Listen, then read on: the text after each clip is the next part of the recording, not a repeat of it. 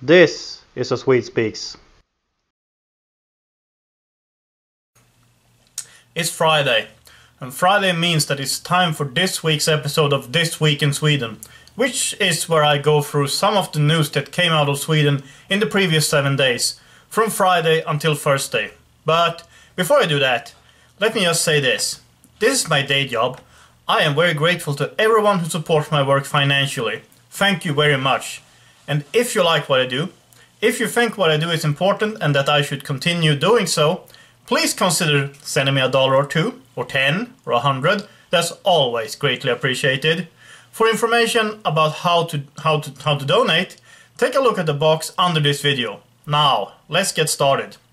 On Friday, July 20th, 2018, in Helsingborg, in the province of Skåne, in the south of Sweden, during Friday evening, a police patrol tried to stop a car for control.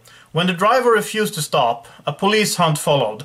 The hunt ended with the car colliding with a lamppost and the car starting to burn. After that, one or more people escaped on foot from the car. In Hässelby-Holme, an isle close to Stockholm, during Friday evening, a boat started burning. The boat sunk. 5 persons who were on board had left the boat and were taken to land by other boats. 3 of the persons were brought to hospital with minor burn injuries. In Arboga, in the province of Västmanland, roughly 95 miles to the west of Stockholm, during Friday, it was burning in 7 different locations in Arboga. At several of the places, police found traces making them suspect that the fires were arson. On Sunday, July 22nd, in the neighborhood of Vallsätra, in Uppsala, in the province of Uppland, to the north of Stockholm. During Sunday evening, the police were notified of a car burning. When the police arrived, people were throwing rocks at them. Somewhat over an hour later, the police were again notified of a car burning. During Sunday, nobody was arrested for the car burnings, or for throwing rocks at the police. On Monday, July 23rd, in Gothenburg, during Monday evening, the activist Elin Ersson was live streaming on Facebook while she was trying to stop the deportation of an Afghan citizen from Sweden. She was on board an airplane headed for Turkey when she refused to sit down until the 52-year-old Afghan citizen who has a criminal record in Sweden was let off the plane. Supposedly, the Afghan citizen had already volunteered to go home to Afghanistan. He was later deported to Afghanistan anyway. In Malmö, in the province of Skåne, in the south of Sweden, for 3 hours during Monday, 2 15-year-old boys were humiliated, physically abused, robbed and threatened to be killed at Emporia, a mall in Malmö. It started with the boys, who are from Svedala, a small place outside of Malmö, being approached by 3 other youngsters, 2 boys and 1 girl.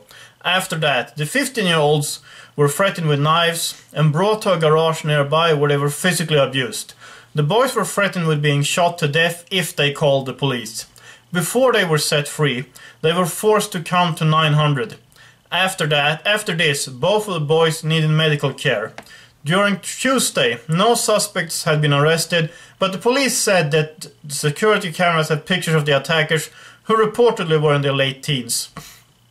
In Stockholm, during Monday, it was reported that during the previous 4 days, the Stockholm police had received calls about 400 illegal fires.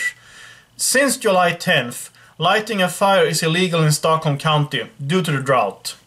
On Tuesday, July 24th, in a poll carried out by the pollster Scoop between June 20th and July 21st, the Social Democrats is the largest party, with 25.9% of the sympathies, with the Sweden Democrats as the second largest party with 20.7%, and the Moderate Coalition Party with 19.2%.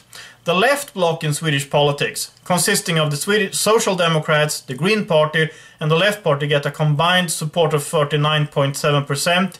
The alliance parties, consisting of the Moderate Coalition Party, the Liberal Party, the Christian Democrats and the Centre Party, get 37.5%, and the Sweden Democrats get 20.7%. However, both the Green Party and the Christian Democrats get less than the necessary 4% to get seats in parliament. The general election in Sweden will be held on September 9th. It will be very interesting, and I intend to livestream during that evening. As I have said before, I am predicting a 40-40-20 situation between the left bloc, the Alliance bloc, and the Sweden Democrats, although I find it possible now that the Sweden Democrats might actually reach higher numbers. Maybe we will see a 35-35-30 situation. We'll see. In Staffanstorp municipality, in the province of Skåne, in the south of Sweden. During Tuesday, Christian Sonesson, chairman of the Municipal Executive Committee of Staffanstorp municipality and a moderate coalition politician, wrote on Facebook how the moderates in Staffanstorp cooperate with the Sweden Democrats. Sonesson predicted that the Sweden Democrats will be one of the largest party in the general election in September and that it will be necessary to cooperate with the Sweden Democrats after the election too.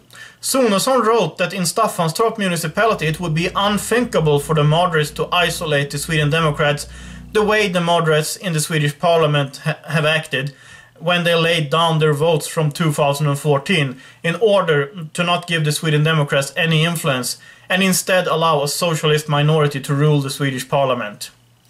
In Stockholm and in the city of Hagfors, the latter place in the province of Värmland, roughly 205 miles to the west of Stockholm and roughly 103 miles to the east of the Norwegian border.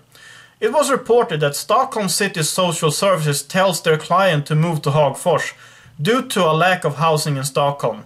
Mikael Dahlqvist, a Social Democrat member of parliament from Hagfors, announced on Tuesday that he thinks that this is quote-unquote not okay and that he will discuss this matter of principle with the housing minister.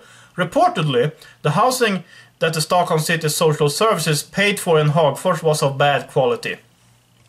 Also, that area happens to be known for high unemployment.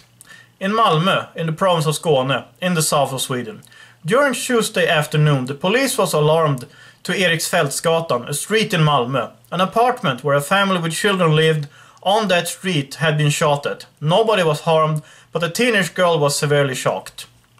On Wednesday, July 25th. During Wednesday, the mainstream media outlet Expressen, which calls itself a liberal newspaper, published an unsigned editorial in which they wrote about Elin Ersson, the young asylum activist who refused to sit down on a Turkish Airlines plane in Gothenburg a few days earlier, and that way got them to let a 52-year-old Afghan citizen who was going to be deported, and who were deported later anyway, to leave the plane. Expressen wrote that, quote, asylum activists should not be allowed to wreck the flight timetable, close quote, and that Elin Ersson's case should be tried by a prosecutor.